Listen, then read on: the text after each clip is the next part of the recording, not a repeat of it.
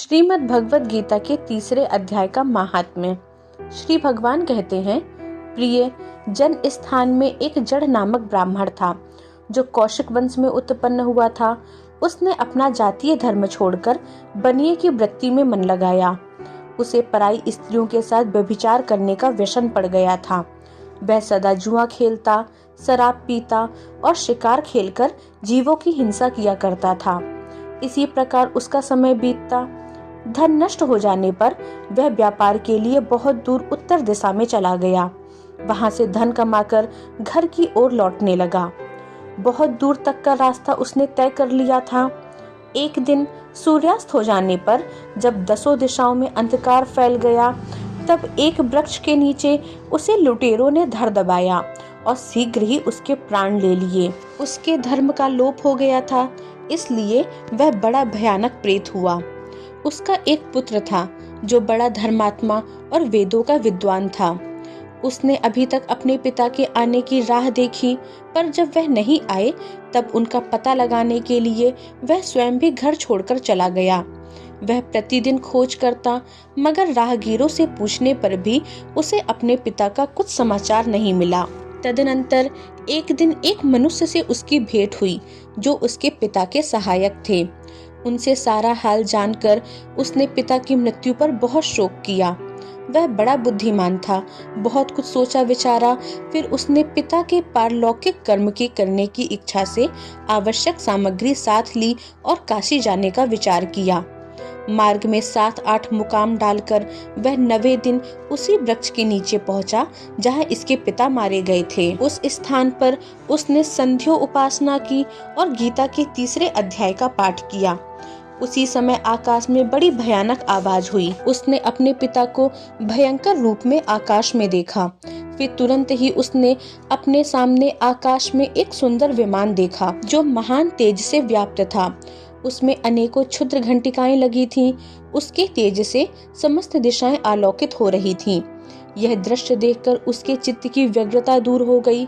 उसने विमान पर अपने पिता को दिव्य रूप धारण किए हुए विराजमान देखा।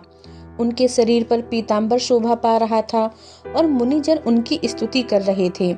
उन्हें देखते ही पुत्र ने प्रणाम किया। तब पिता ने भी उसे आशीर्वाद दिया। तत्पश्चात उसने पिता से यह सारा वृत्तांत पूछा। उसके उत्तर में पिता ने सब बातें बताकर इस प्रकार कहना आरंभ किया, बेटा, दैववश मेरे निकट गीता के तृतीय अध्याय का पाठ करके तुमने मेरे इस शरीर के द्वारा किए हुए दुस्त्यज कर्म बंधन से मुझे छुड़ा दिया। अतः अब घर लौट जाओ, क्योंकि जिसके लिए तुम काशी जा रहे थे वह प्रयोजन इस समय तृतीय अध्याय के पाठ करने से ही सिद्ध हो गया है। पिता के यो कहने पर पुत्र ने पूछा, तात, मेरे हित का उपदेश दीजिए तथा और कोई कार्य जो मेरे लिए करने योग्य हो बतलाइए। तब पिता ने उससे कहा, पुत्र, तुम्हें यही कार्य फिर करना है।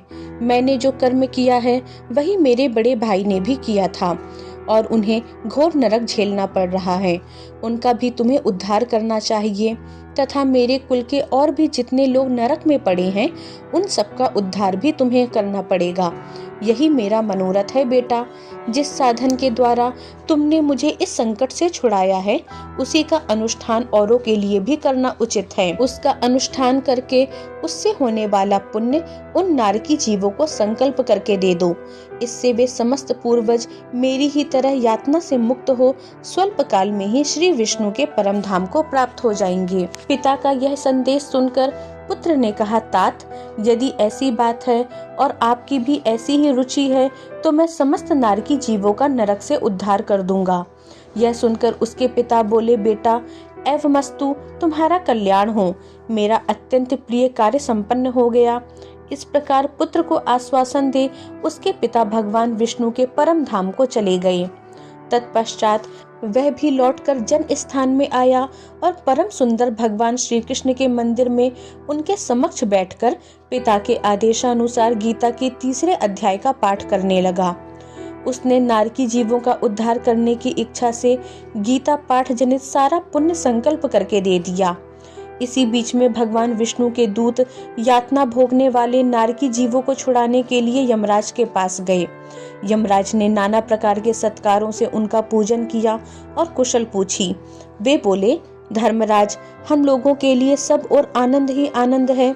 इस प्रकार सत्कार करके पितृलोक के सम्राट परम बुद्धिमान यम ने विष्णु दूतों से यमलोक में आने का कारण पूछा। तब विष्णु दूतों ने कहा, यमराज, शेष शैया पर शयन करने वाले भगवान विष्णु ने हम लोगों को आपके पास कुछ संदेश लेकर भेजा है। भगवान हम लोगों के मुख से आपकी कुशल पूछते हैं और यह आज्ञा देते हैं कि आप नरक में पड़े हुए समस्त प्राणियों को छोड़ दें। अमित तेजस्वी भगवान विष्णु का यह आदेश सुनकर यम ने मस्तक झुकाकर उसे स्वीकार किया और मन ही मन कुछ सोचा। तत्पश्चात मदोन्मत्त नारकी जीवों को नरक से मुक्त देखकर उनके साथ ही वे भगवान विष्णु के वास स्थान को चले। यमराज श्रेष्ठ विमान के द्वारा जहाँ क्षीर सागर है वहां जा पहुँचे। उसके भीतर कोटि कोटि सूर्यों के समान कांतिमान, नील कमल दल के समान श्याम सुंदर लोकनाथ जगत गुरु श्री हरि का उन्होंने दर्शन किया। भगवान का तेज उनकी सैया बने हुए शेषनाग के फड़ों की मड़ियों के प्रकाश से दुगुना हो रहा था। वे आनंद युक्त दिखाई दे रहे थे। उनका हृदय प्रसन्नता से परिपूर्ण था। भगवती लक्ष्मी अपने सरल चितवन से प्रेम पूर्वक उन्हें बार बार निहार रही थीं। चारों ओर योगी जन भगवान की सेवा में खड़े थे। उन योगियों की आंखों के तारे ध्यानस्थ होने के कारण निश्चल प्रतीत होते थे। देवराज इंद्र अपने विरोधियों को परास्त करने के उद्देश्य से भगवान की स्तुति कर रहे थे। ब्रह्मा जी के मुख से निकले हुए वेदांत वाक्य मूर्तिमान होकर भगवान के गुणों का गान कर रहे थे। भगवान पूर्णतः संतुष्ट होने के साथ ही समस्त योनियों की ओर से उदासीन प्रतीत होते थे। जीवों में से जिन्होंने योग साधन के द्वारा अधिक पुण्य संचय किया था, उन सबको एक ही साथ वे कृपा दृष्टि से निहार रहे थे।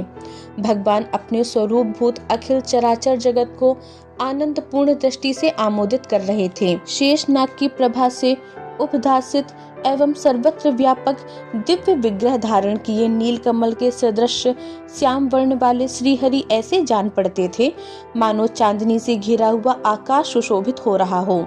इस प्रकार भगवान की झांकी करके यमराज अपने विशाल बुद्धि के द्वारा उनकी स्तुति करने लगे। यमराज बोले, संपूर्ण जगत का निर्माण करने वाले परमेश्वर, आपका अंतःकरण अत्यंत निर्मल है। आपके मुख से ही वेदों का प्रादुर्भाव हुआ है। आप ही विश्व रूप और उसके विधायक ब्रह्मा हैं। आपको नमस्कार है। अपने बल और वेग के कारण जो अत्यंत दुर्धर्ष प्रतीत होते हैं, ऐसे दानवेंद्रों का अभिमान चूर्ण करने वाले भगवान विष्णु को मेरा नमस्कार है। पालन के समय सत्व में शरीर धारण करने वाले विश्व के आधारभूत सर्वव्यापी श्री हरि को नमस्कार है। समस्त देहधारियों की पातक राशि को दूर करने वाले परमात्मा को प्रणाम है। जिनके ललाटवर्ती नेत्र के तनिक सा खुलने पर भी आग की लपटें निकलने लगती हैं, उन रुद्र रूपधारी आप परमेश्वर को नमस्कार है। आप संपूर्ण विश्व के गुरु, आत्मा और महेश्वर हैं। अतः समस्त वैष्णव जनों को संकट से मुक्त करके उन पर अनुग्रह करते हैं। आप माया से विस्तार को प्राप्त हुए अखिल विश्व में व्याप्त होकर भी कभी माया अथवा उससे उत्पन्न होने वाले गुणों से मोहित नहीं होते। माया तथा माया जनित गुणों के बीच में स्थित होने पर भी आप पर उनमें से किसी का प्रभाव नहीं पड़ता। आपकी महिमा का अंत नहीं है, क्योंकि आप असीम हैं। फिर आप वाणी के विषय कैसे हो सकते हैं? अतः मेरा मौन रहना ही उचित है। इस प्रकार स्तुति करके यमराज ने हाथ जोड़कर कहा, जगत गुरु, आपके आदेश से इन जीवों को गुण रहित होने पर भी मैंने छोड़ दिया है। अब मेरे योग्य और जो कार्य हो उसे बतलाइए। उनके यो कहने पर भगवान मधुसूदन मेघ के समान गंभीर वाणी द्वारा मानो अमृत रस से सींचते हुए बोले, धर्मराज, तुम सबके प्रति समान भाव रखते हुए लोगों का पाप से उद्धार कर रहे हो। तुम पर देहधारियों का भार रखकर मैं निश्चिंत हूँ। अतः तुम अपना काम करो और अपने लोक को लौट जाओ। यो कहकर भगवान अंतर्ध्यान हो गए। यमराज भी अपनी पुरी को लौट आए। तब वह ब्राह्मण अपनी जाति के और समस्त नारकी जीवों का नरक से उद्धार करके स्वयं भी श्रेष्ठ विमान द्वारा श्री विष्णु धाम को चला गया। इति श्रीमद् भगवद गीता तृतीय अध्याय महात्म्य संपूर्ण। अगर आपको यह वीडियो पसंद आया हो तो वीडियो को लाइक करें, भक्ति कथामृत चैनल को सब्सक्राइब करें और कमेंट्स में जय श्री कृष्ण लिखना बिल्कुल ना भूलें। मिलते हैं एक अन्य कथा के साथ, तब तक के लिए जय श्री हरि।